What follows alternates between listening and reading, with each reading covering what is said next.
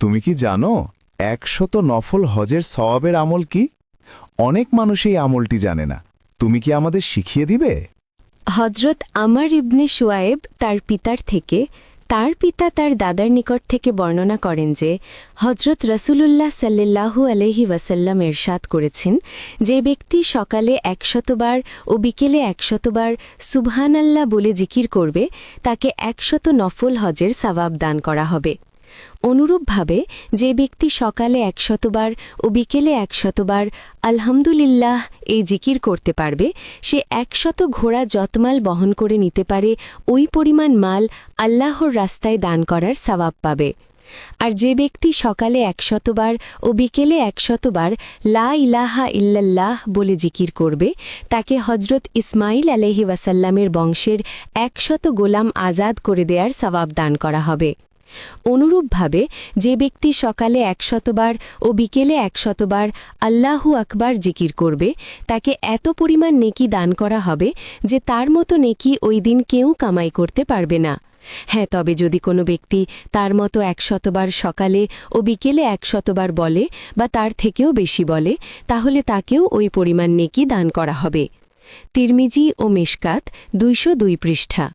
এই ভিডিওর কমেন্টে অবশ্যই একবার আমিন লিখে যাবেন এবং যত বেশি পারেন এই দোয়াটি শেয়ার করে দেবেন, কারণ আপনার একটি শেয়ারে যদি কেউ এই দোয়াটির ওপরে আমল করে তাহলে তার সওয়াব আপনিও পাবেন ইনশাআল্লাহ।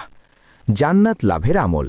হজরত আবু উমামা রাদিয়াল্লাহু তাআলা আনহু বলেন, রসুল আকরাম সাল্লাল্লাহু আলাইহি ওয়াসাল্লাম ইরশাদ করেছেন যে মহান আল্লাহ রাব্বুল আলামিন বলেছেন, হে আদমের সন্তান, যদি তুমি মুসিবতে পতিত হওয়ার প্রাথমিক অবস্থাতেই ধৈর্য ধারণ করতে পারো ও আল্লাহ পাকের কাছে সওয়াবের আশা করতে পারো, তাহলে প্রতিদান হিসেবে তোমাকে জান্নাত দান করা ছাড়া আমি আল্লাহ আর কিছুতেই খুশি হব না। সুবহানাল্লাহ। ইবনে মাজাহ শরীফ, মিশকাত শরীফ 153 পৃষ্ঠা।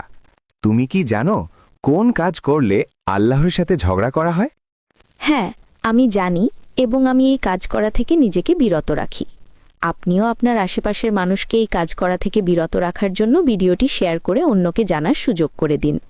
এই ভিডিওর কমেন্টে অবশ্যই একবার ইনশাআল্লাহ লিখে যাবেন।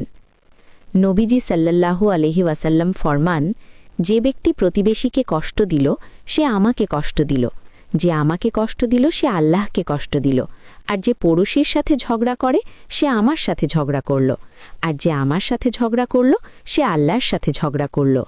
কানজুল উম্মাল। বিনা হিসাবে পরিবারসহ জান্নাতে যাওয়ার দোয়া কোনটি? দোয়াটি অসংখ্য মানুষ জানে না। তুমি কি আমাকে শিখিয়ে দিবে?